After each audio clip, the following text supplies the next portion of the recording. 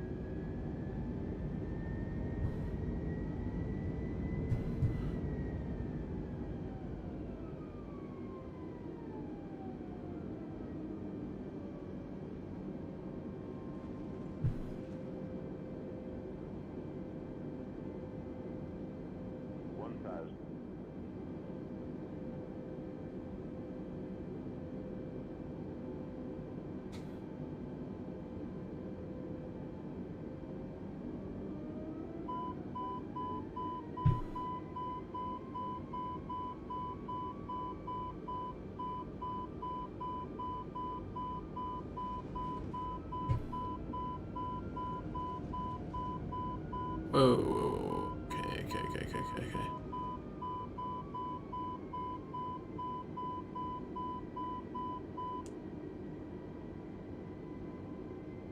500.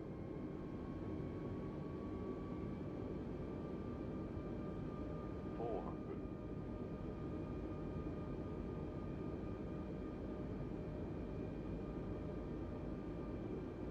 300. Ooh, we are shaky.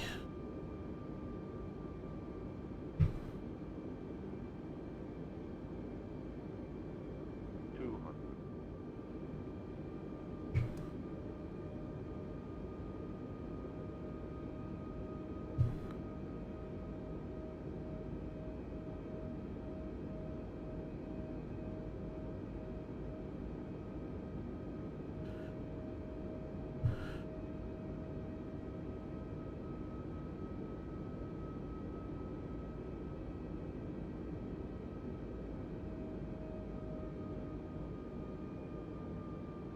100. 60. 50. Oop. 40. 30. 20.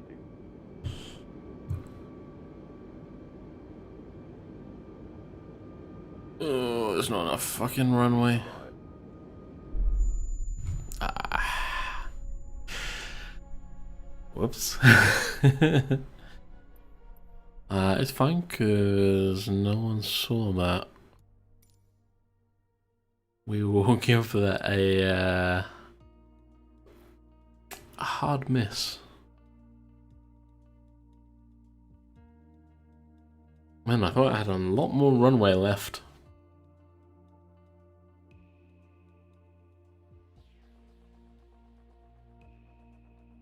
It's fine. We're going to pretend that that never happened. No one saw anything whatsoever. We'll quickly fly back to the beginning, and then we'll skip to the actual approach.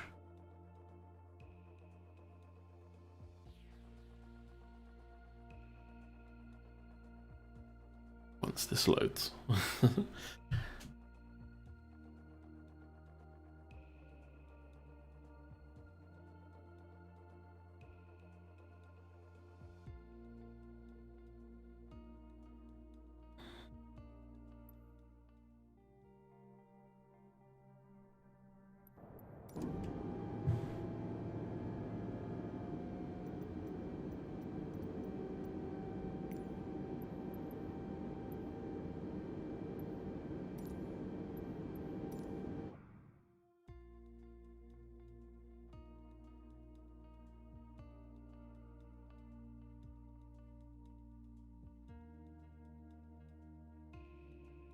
To be fair, landing the A320 doesn't seem to be that actual, like, it doesn't seem to be that difficult.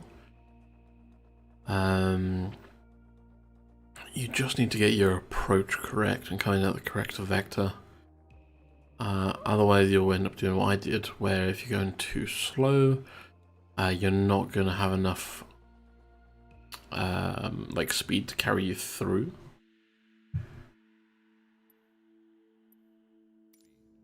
Overspeed. Overspeed.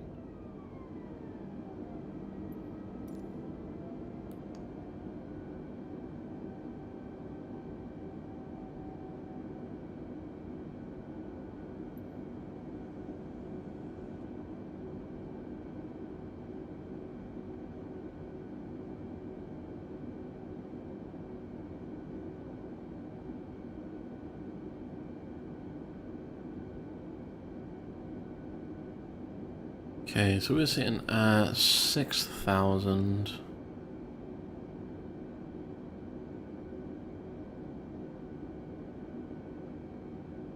What we're actually going to do is we're going to bank left a bit.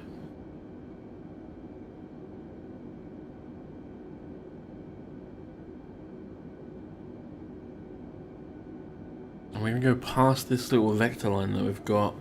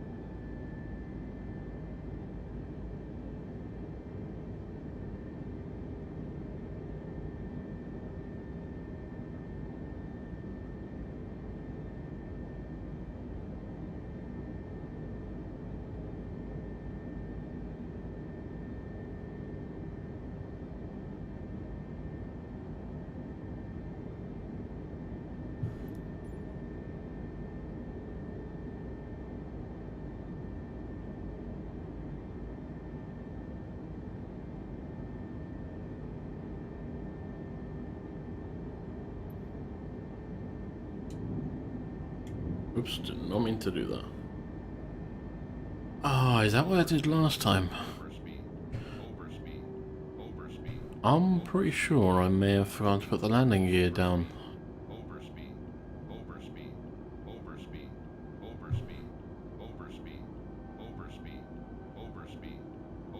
Yep. Let's decrease our speed a bit.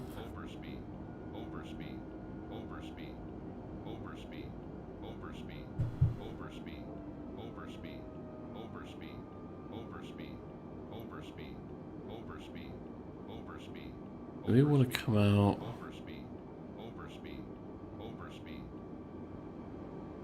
Ooh, that would still be a hard, sharp turn if we're doing that. So let's straighten up a little bit.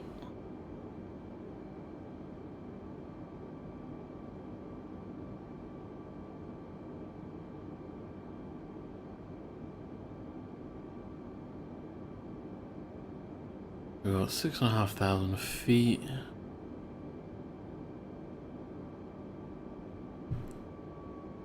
Pull our speed back.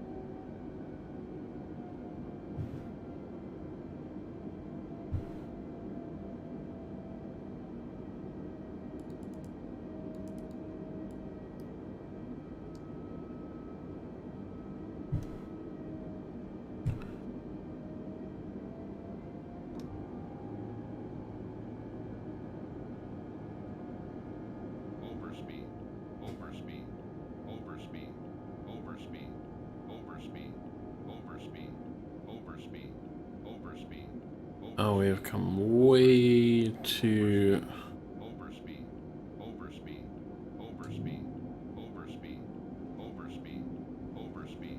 we're gunning for it, I don't care. Overspeed. Overspeed. Overspeed. Overspeed. Overspeed. Overspeed. Overspeed. Overspeed. Overspeed. Overspeed. Overspeed. Overspeed. Overspeed. Overspeed. 2,500. Overspeed. Overspeed. Overspeed. Overspeed. Overspeed. Overspeed. Overspeed. Overspeed. Overspeed. Overspeed. Overspeed. Overspeed. Overspeed. Overspeed. Overspeed. Overspeed. Overspeed. Overspeed. 500. Overspeed. 400. Overspeed. 300. Overspeed. Ooh, we're going for a bit of a grassland. Overspeed. Oh, I don't know where we're going, but we are certainly not landing on a runway. 100. Pull up, 60, 40, 30. load it. Oh god, where are we going?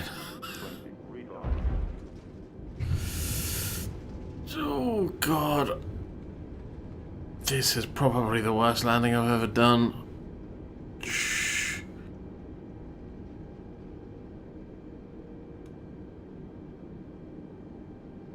Oh dear.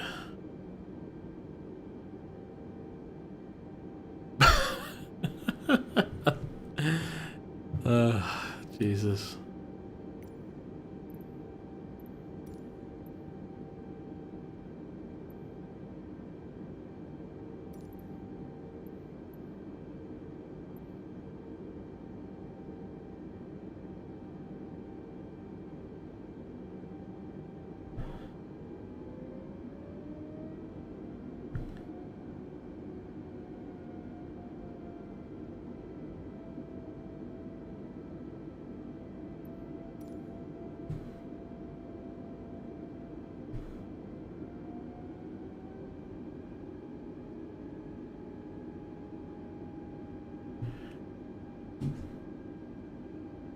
Man, our passengers are probably thinking, what the hell were we doing?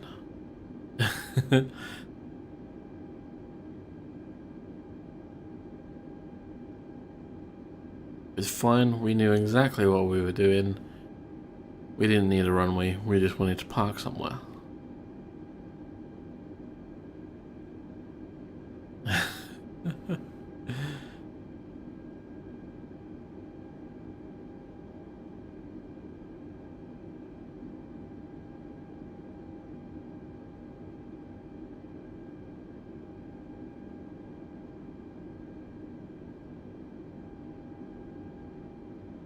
Ladies and gentlemen, thank you for flying Seoul Airlines. The local time is approximately 3:19. We have clear skies, minimal wind. It looks to be a nice day.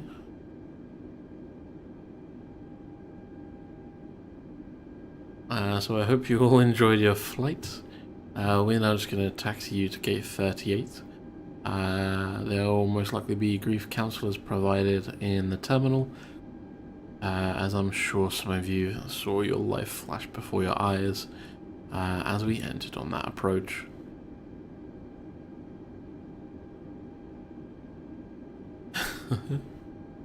Oh man, that was something else.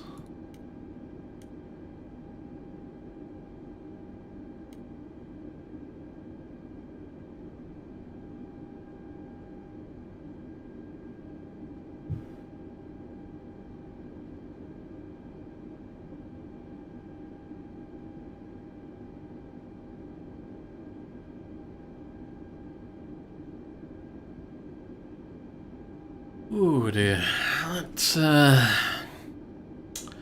was a flight riddled with issues.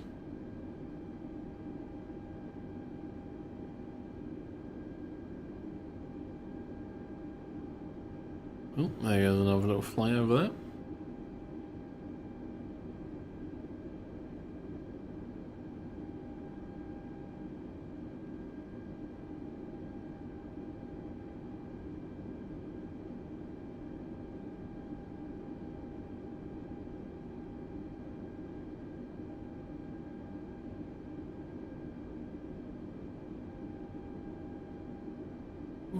dear. That was an interesting flight to say the least. There's some good sights. Messing around with the weather was actually pretty interesting. So we are now just going to turn into this gate.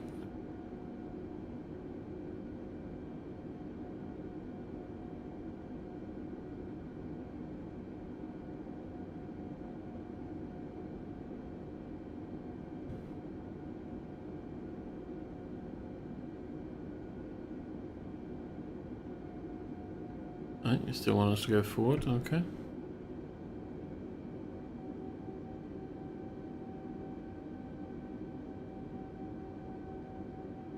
And this is coming to a stop.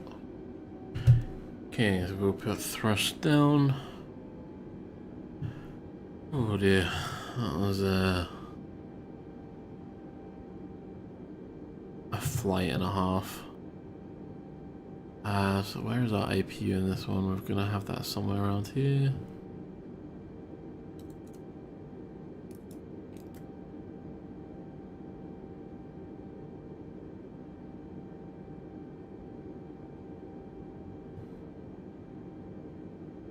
We don't need these anymore.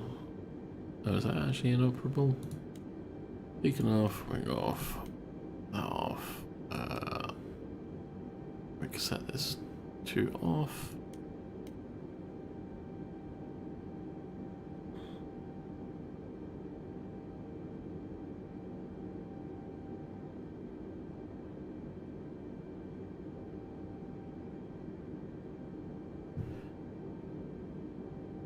To be fair, we could actually probably do checklist. We haven't done that before. Okay, you don't get a checklist for landing. That's odd. But it's fine. We've stopped, so let's get engine 1, engine 2 off. Set that to normal. Get that on.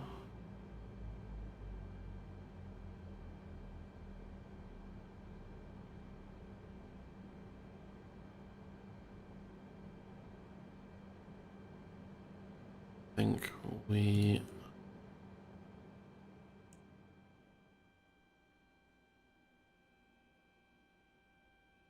going to be good.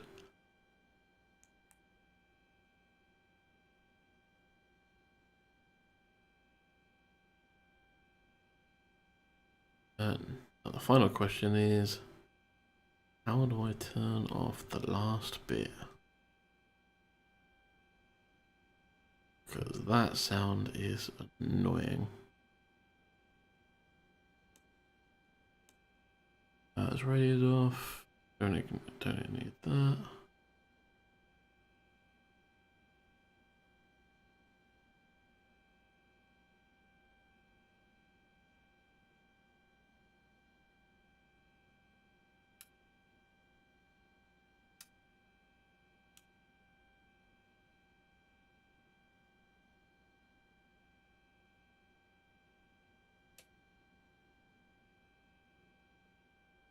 I think that's everything that we need to do.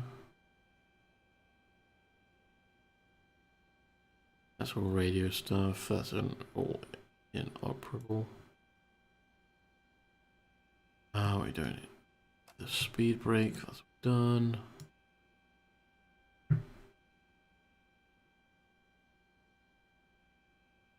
Nothing else up there for us.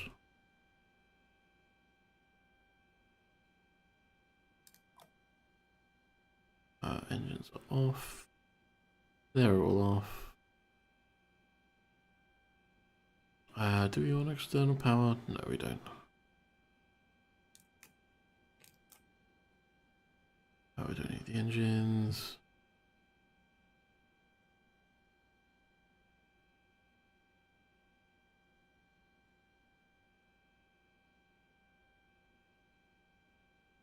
What is causing that?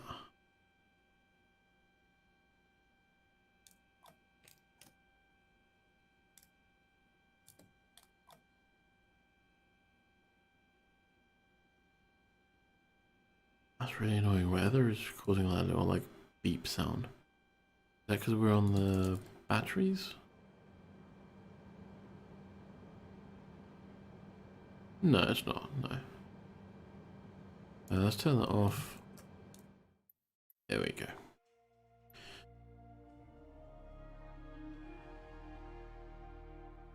Well, that is going to be it for this particular stream. That was a lot longer than intended.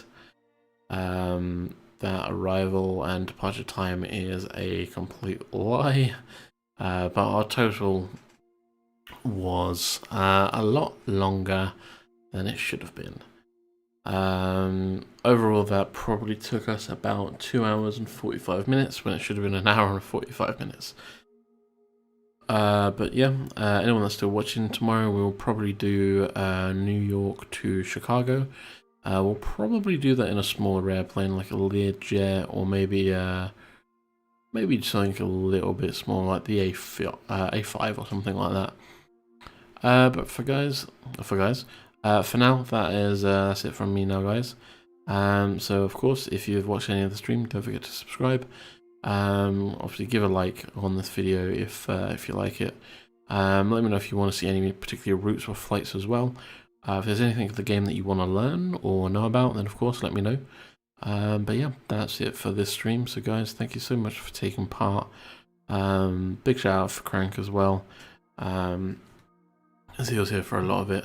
So that was very much appreciated.